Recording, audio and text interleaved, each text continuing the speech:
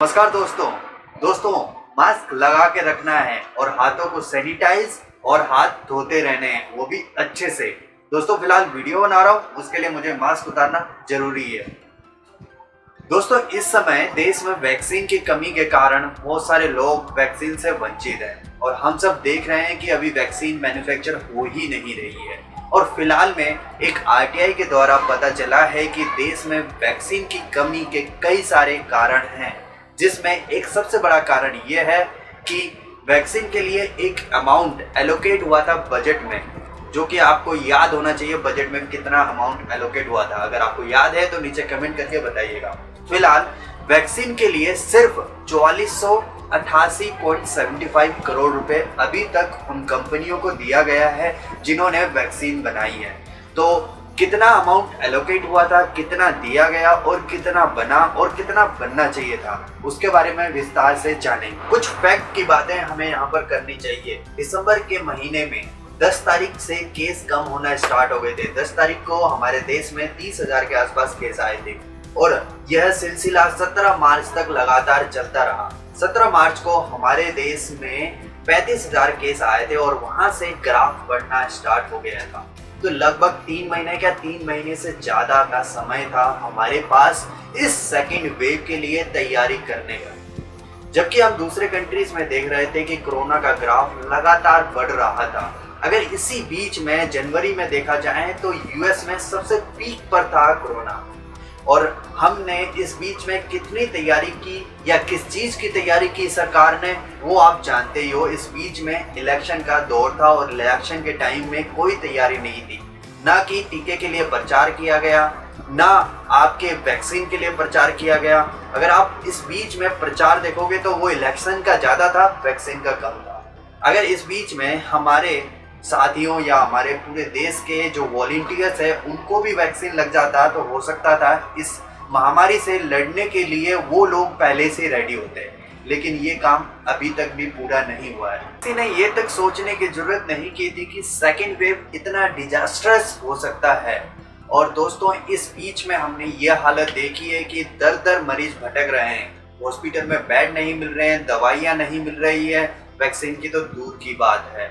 और शवों को जलाने के लिए शमशान घाट तक फुल हो रखे हैं, उनको जगह नहीं मिल रही है। और रिसेंटली हमने क्या देखा कि नदियों के किनारे सब बहते नजर आ रहे हैं। अब वो सब कहाँ से आए ये तो अभी तक सामने नहीं आया है। दोस्तों इलेक्शन के कारण लोग इतने बिजी थे, पॉलिटिशियन इतने बिजी थे कि उनको ये सेकेंड वेव इतना खतरनाक हो सकता था सोचने का समय तक नहीं मिला होगा।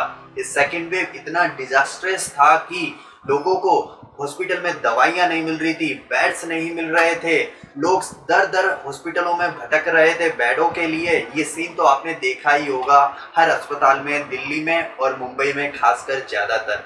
दोस्तों एक आपने इलेक्शन के दौरान सुना होगा वॉर रूम बनाया जाता है जहां से पूरा मैनेज किया जाता है वॉर रूम के द्वारा। इस ऐसा ही एक सिस्टम है ये मैनेजमेंट बनाने का, इन डिजास्टर को हैंडल करने का, जिसका नाम है ट्रियाज, जिसके द्वारा एक कंट्रोल रूम बनाया जाता है जहां से पूरे स्टेट का डेटा लिया जाता है और उसमें मरीजों को देखा जाता है कि किस मरीज को कितनी दवाइयां देनी है या मतलब कितनी गंभीरता है, उस हिसाब से उसको बांटा जाता है। तो उस सिस्टम को लागू करते करते इतना समय बीत चुका है और हम सब ने देखा कि स्थिति कितनी गंभीर हुई और उसके बाद हालात अब सुधरते जा रहे हैं। लेकिन ये सिस्टम सिर्फ मुंबई में देखने को मिला और अभी दिल्ली में अनाउंस हुआ है, कल परसों ही एक कंट्रोल रूम बनाया गया। दोस्तों वैक्सीन ना मिलने का एक मुख्य कारण, जैसे शुरुआत में मैंने आपको बताया है कि इसमें अमाउंट एक एलोकेट किया गया था बजट में। तो आप सबको याद नहीं होगा, मैं बता देता हूँ।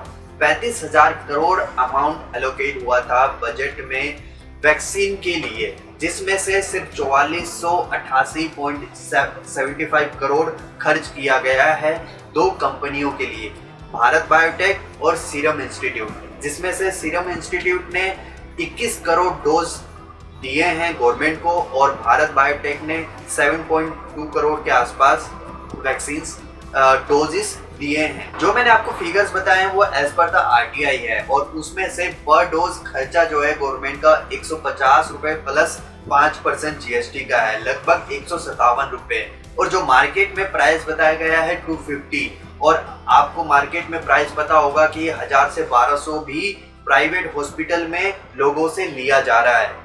अब दोस्तों अगर अमाउंट का परसेंटेज देखें कि कितना स्पेंड किया गया है, तो 35,000 करोड़ में से सिर्फ 4488.75 करोड़, जो कि सिर्फ 14% है, स्पेंड किया गया है। अगर ज्यादा अमाउंट स्पेंड किया जाता तो हो सकता है ज्यादा वैक्सीन प्रोड्यूस होती और हम सबको मिलती, लेकिन वो अभी तक देखने को नहीं मिला है दोस्तों। और किस किस देश में वैक्सीन फ्री मिला है, उसमें से जापान आता है, नॉर्वे आता है, अमेरिका आता है। अमेरिका में आपको याद होगा कि जो बाइडेन ने इलेक्शन के दौरान प्रॉमिस किया था कि फ्री वैक्सीन देंगे, और जैसे ही उन्होंने इलेक्शन जीता, सेकेंड डे उन्होंने अनाउंस किया कि फ्री वैक्सीन मिलेगा सबको, और फ्री वैक्सीन मिला भी, और अपने देश को पहली प्रेफरेंस दी थी उन्होंने।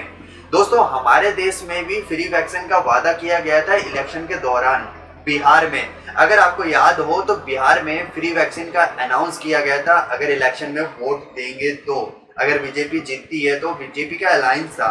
तो कितने लोगों को फ्री वैक्सीन बिहार में मिला, वो तो वही बताएंगे। अगर आप में से कोई देख रहा है तो कमेंट करके बताइएगा। वैसे कुछ राज्यों द्वारा फ्री वैक्सीन का अनाउंसमेंट किया गया है, जिसमें महाराष्ट्र है, दिल्ली है, एमपी है, तमिलनाडु है, ये सब स्टेट्स ने फ्री वैक्सीन अनाउंसमेंट की है। तो दोस्तों मेरे हिसाब से तो पूरे देश को फ्री वैक्सीन मिलनी चाहिए, जो कि बजट के अमाउंट के हिसाब से मिल सकती है। दोस्तों अगर मेरा ओपिनियन आपको सही लगा हो, फ्री वैक्सीन मिलनी चाहिए, तो ये वीडियो ज्यादा से ज्यादा लोगों तक शेयर कीजिए, लाइक कीजिए, सब्सक्राइब कीजिए।